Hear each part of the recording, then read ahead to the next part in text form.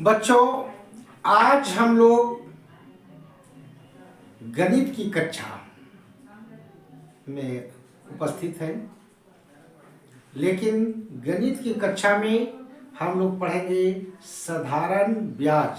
आज साधारण ब्याज पढ़ेंगे, सिंपल इंटरेस्ट।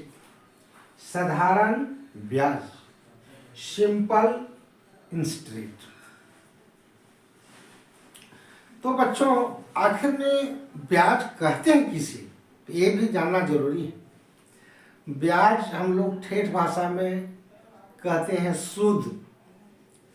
सूद जैसे कहते हैं कितना सूद लिया रे, तो उसको कहते हैं हम लोग हिंदी भाषा में ब्याज, और अंग्रेजी भाषा में उसको इंटरेस्ट कहते हैं। तो बच्चों, ब्याज कहते किसे हैं? ब्याज वो है बच्चों, हम किसी से 500 रुपया लिए 2 साल के लिए, और 5% के हिसाब से वो जिस व्यक्ति से हम लिए, उन्होंने बताया कि भाई 5% सूद लगेगा सालाना, 1 साल में 5%। यानी अगर हम 100 रुपया लेते तो 1 साल में 5 रुपया वो बीसी लेता। 100 रुपया अगर हम सूद लेते 1 साल के लिए और 5% वार्षिक ब्याज लगाता, तो 1 साल के बाद हम उसको कितना देना पड़ता बच्चों? कितना? 5 रुपया बीसी देना पड़ता। और अगर 10% रहता तो 10 रुपया बेसी देना पड़ता। 20% अगर ब्याज लेता तो 20 रुपया बेसी देना पड़ता। अब है 100 रुपया अगर है तो, और 200 रुपया रहेगा तो अभी हम लोग सीखेंगे। तो ब्याज उसी कहते हैं बच्चों, जो हम पैसा लिए या किसी को दिए, तो उसमें हमको जो ब्याज माने जो दर लगाता है कि इतना % हम लेंगे, प्रतिशत ब्याज लेंगे। तो आजकल आदमी से ही नहीं, बैंक में भी ये चलता है।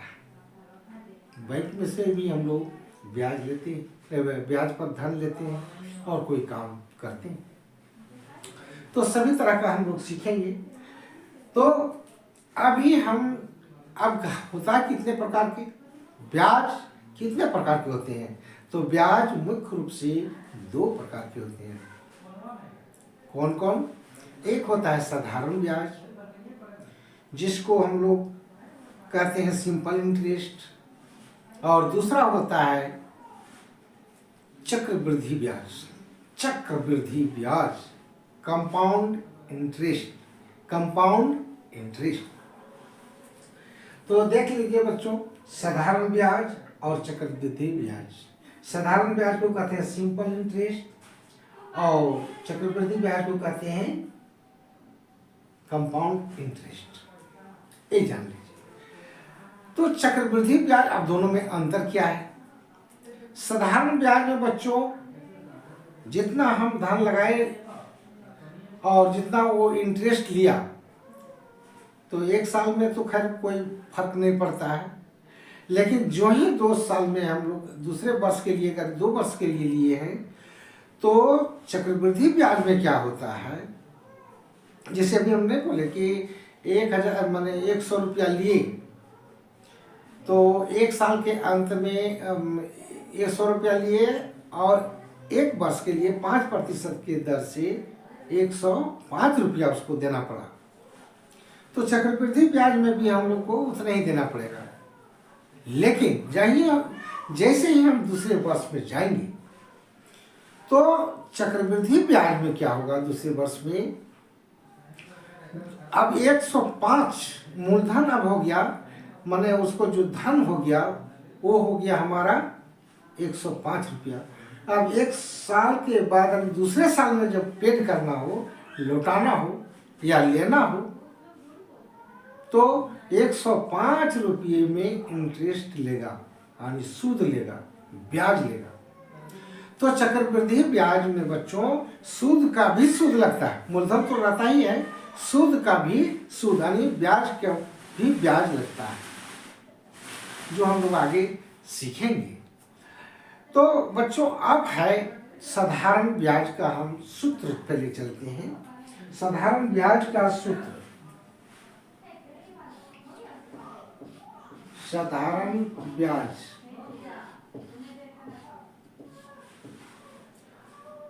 साधारण ब्याज बराबर हो जाएगा बच्चों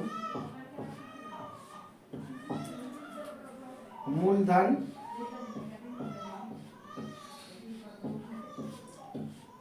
गुने समय गुने दर बटे 100। यही सूत्र है बच्चों साधारण ब्याज का, यही सूत्र है मूलधन गुने समय गुने दर। अब जितना भी धन लगाना है बच्चों और जितने साल का और जितने दर से, खाली उसके जगह में बैठा देना। समय तो सब जानता है, 2 वर्ष 4 वर्ष 6 वर्ष जो वर्ष से समय। दर जितना प्रतिशत रहेगा, 4%, 5%, 10%, 20%, 15%, तो दर के जगह में लिखाएगा। रह गया मूलधन। मूलधन वो चीज है बच्चों, मूल मतलब अपना धन या किसी से लेंगे जिसका अपना धन केवल होता है। जैसे 500 रुपया किसी को हम दिए सूद में, तो 500 रुपया हमारा हो गया मूलधन, और वो जो बढ़ा करके देगा वो हो जाएगा ब्याज। तो मूलधन जो अपना धन होता है, या किसी से हम लिए तो 500 रुपया अगर उधार लिए तो 500 रुपया उसका मूलधन हो गया।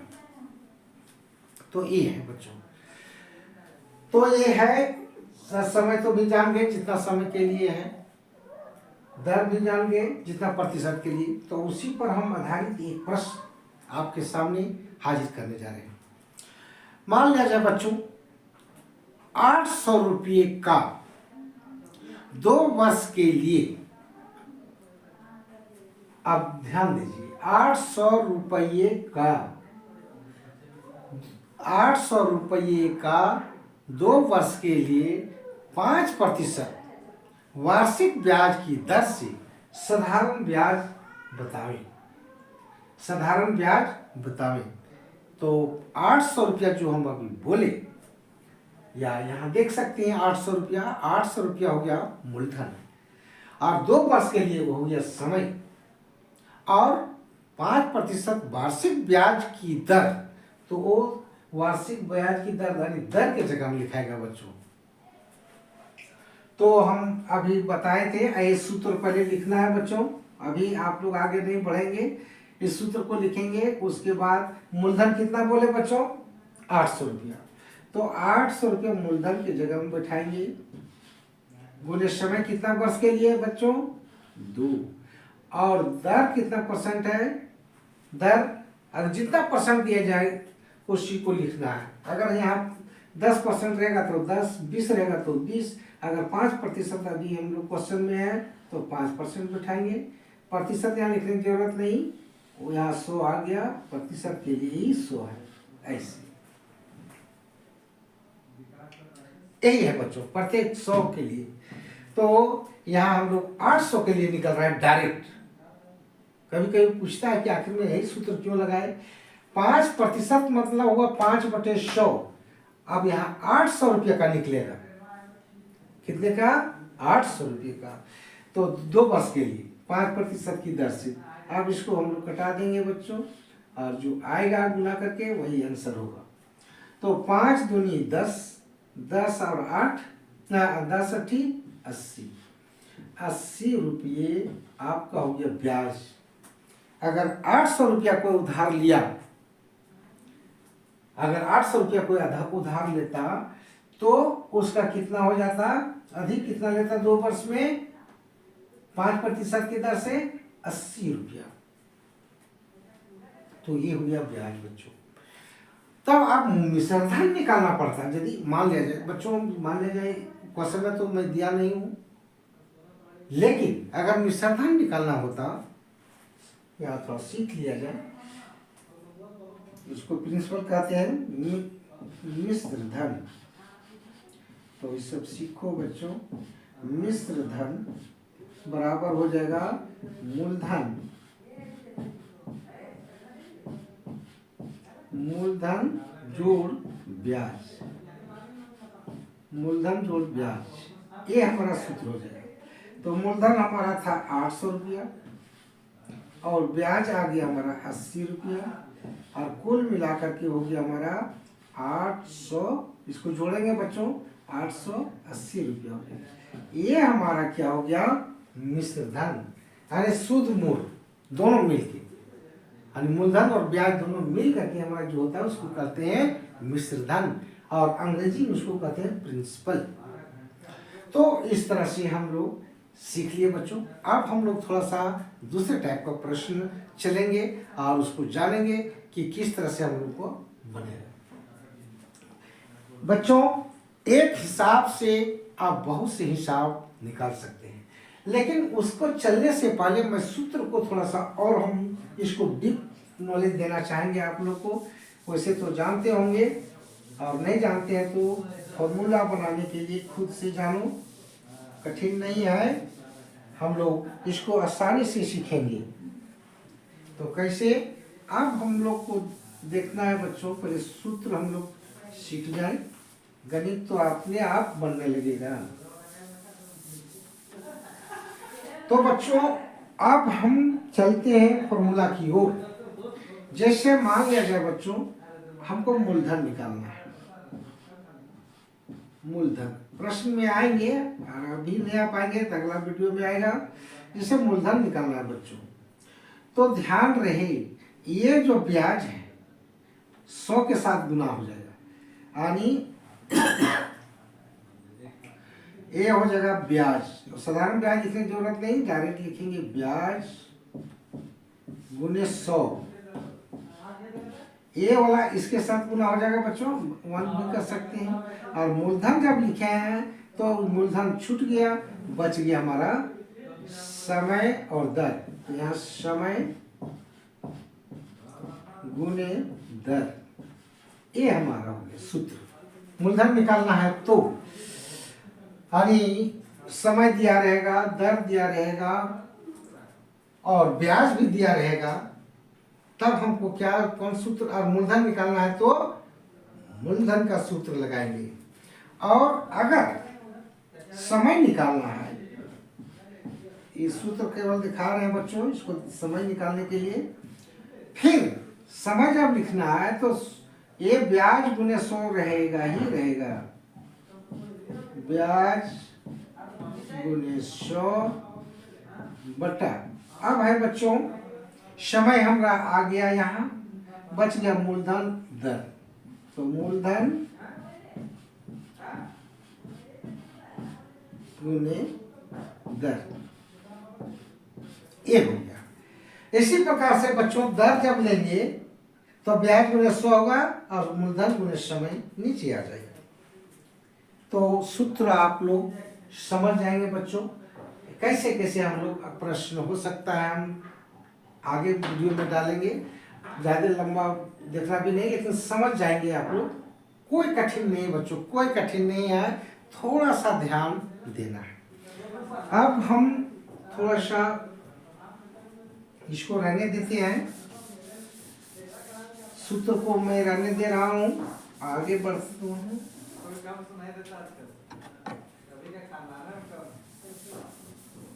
अब है कि एक प्रश्न हम लोग चलेंगे पहले।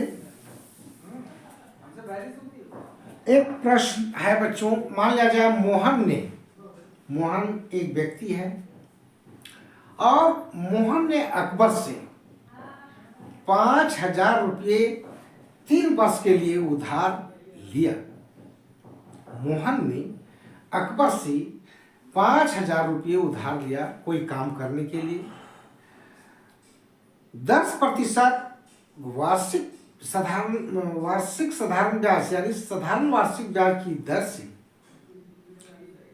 उन्हें कितने धन लौटाना पड़ेगा मोहन को। मोहन ने अकबर से 5000 रुपये 3 वर्ष के लिए उधार लिया। तो 10% साधारण वार्षिक ब्याज की दर से उन्हें कितने राशि लौटाना पड़ेगा? किसको? मोहन को। किसको देंगे? अकबर को। तो अब इसमें है बच्चों, अभी बना चुका हूं। सबसे पहले आप डायरेक्ट नहीं बना सकते, सबसे पहले आप निकालेंगे साधारण ब्याज, और ब्याज निकलेगा जो भी बता चुका हूं, फिर एक और रिवाइज कर देता हूं। जब उसे कितने राशि लौटाना है तो इसमें प्रश्न आपको मिश्रधन निकालना होगा। तो मिश्रधन निकालने के पहले क्या निकालना होगा? ब्याज। क्योंकि मूलधन तो है, मूलधन कितना मोहन उधार लिया है अकबर से? 5,000। तो मूलधन यहाँ पर बच्चों, मूलधन जो हुआ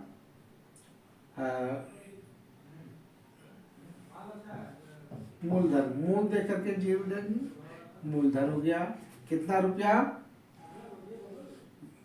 कितना रुपया बच्चों? 5,000 है ना, तो 5,000 देंगे, 5,000 रुपये। ठीक है। समय कितना हो गया बच्चों? के वर्ष के लिए बताया गया? 3 वर्ष के लिए, 3 वर्ष। और दर कितना है? दर बराबर बच्चों जितना परसेंट रहेगा, ऐसा कोई जरूरी नहीं, जितना रहेगा उतना लिख देना है, 10%। अब पहले इसको हम लोग साधारण ब्याज से निकालेंगे। तो ब्याज बराबर यह सूत्र हो गया, तो बराबर ये सूत्र लिखना है। पहले सूत्र लिखने के बाद मूलधन हमारा हो गया 5,000। अब तेजी से चलेंगे बच्चों, गुने समय हमारा हो गया 3 वर्ष, दर हो गया 10/100। 1 शून्य इसी को कटाते बच्चों, 1 शून्य इसका और इसका नीचे, तो 5 या 15, 5 या 15 और 2 शून्य, 2 शून्य बैठा देंगे। इतना रुपया जो है ब्याज हो गया, साधारण ब्याज। यानी इसको बेसी देना पड़ेगा। लिया था कितना? 5,000। तो यहाँ पर मिश्रधन ही उसका धन होगा, लौटाने वाला धन, मिश्रधन। मिश्रधन बराबर हो जाएगा बच्चों मूलधन प्लस ब्याज। तो मूलधन कितना है? 5,000 और ब्याज हो गया 1,500। अब दोनों जोड़ दो बच्चों, 6,500। इतना रुपया उसको लौटाना होगा अकबर को। कौन देगा? मोहन। तो वही हो गया, मिश्रधन को ही वो धन लौटाने वाला को कहा जाता है। तो इस तरह से हम सब मिलकर बहुत ही आसानी से गणित को सॉल्व कर सकते हैं। अब है बच्चों अगला प्रश्न, हम थोड़ा सा चलेंगे, एक प्रश्न, ज़्यादा नहीं, फिर कभी दूसरे वीडियो में हम लोग सीखेंगे बहुत कुछ। अब इसको मिटा रहे हैं, फिर लिखने का समय अगर आएगा तो फिर बताया जाएगा। तो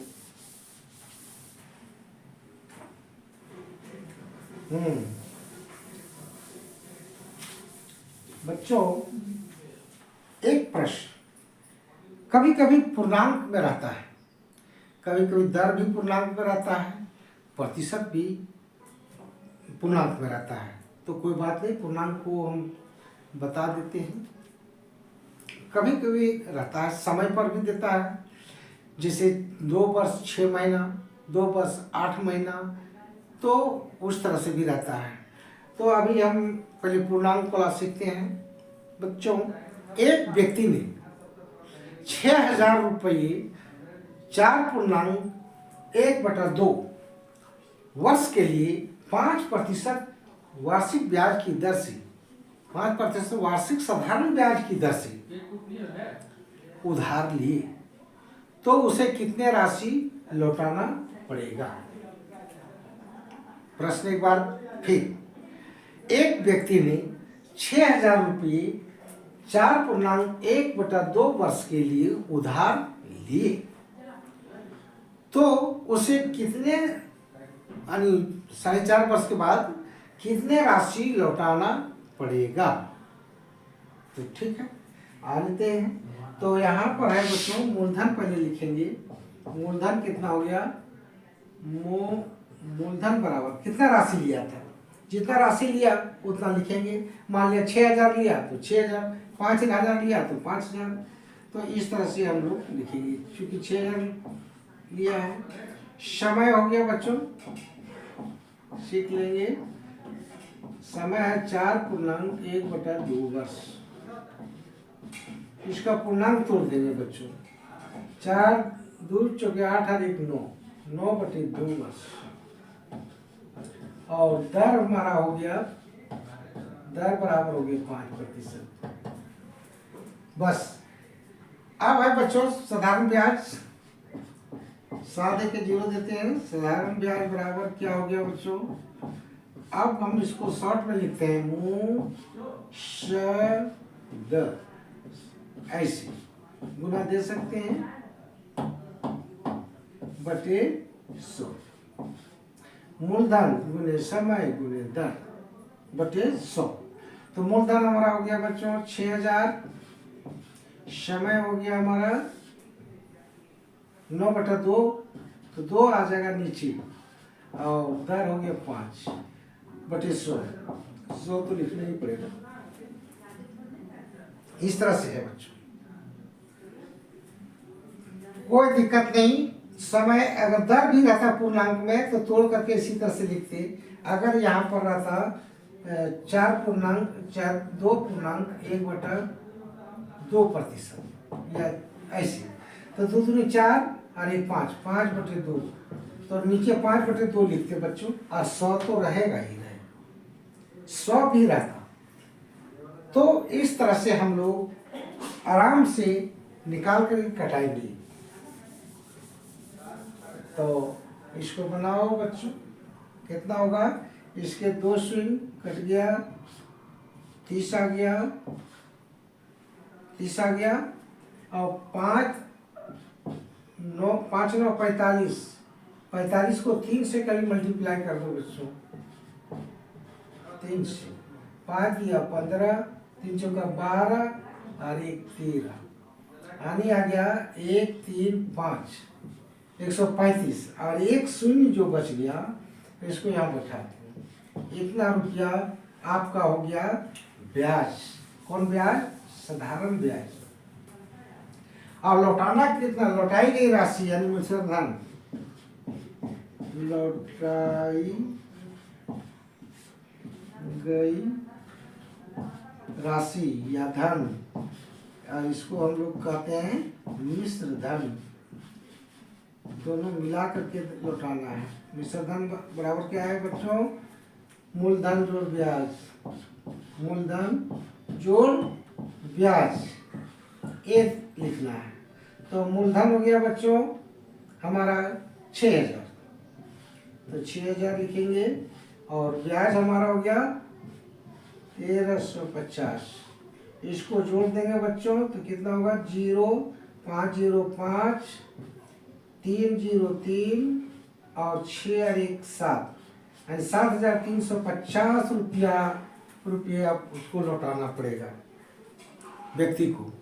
तो इस तरह से हम लोग हिसाब को जानने का प्रयास करेंगे। तो बच्चों ये सब कोई कठिन नहीं है, अगर चाहेंगे तो आप सब खुद से इन सारे प्रश्नों को सॉल्व कर सकते हैं। क्लास 6 7 8 में ये सारे प्रश्न मिलेंगे, वैसे उच्च क्लासों में भी इसका जरूरत पड़ता है। कंपटीशन में बाप रे पूछिए मत, कंपटीशन में भी बहुत सारे प्रश्न इस प्रकार के रहते हैं और जरूरत पड़ता है। तो बच्चों कभी किसी भी चीज़ को साधारण ना समझें, थोड़ा सीरियस होकर के पढ़ें और दिल और दिमाग में बैठाने का प्रयास करें। निश्चित रूप से आपकी पढ़ाई मजबूत होगा। तो आज क्या कर मैं कक्षा को समाप्त करता हूं बच्चों। अगले वीडियो में और कुछ विशेष होगा, लेकिन पहले सबसे पहले चक्रवृद्धि ब्याज पढ़ेंगे हम लोग, कंपाउंड इंटरेस्ट, उसके बाद साधारण ब्याज और चक्रवृद्धि ब्याज दोनों को तुलनात्मक ढंग से हम लोग पढ़ने के लिए कोशिश करेंगे। तो इस वीडियो में आज यही रखता हूँ बच्चों, धन्यवाद।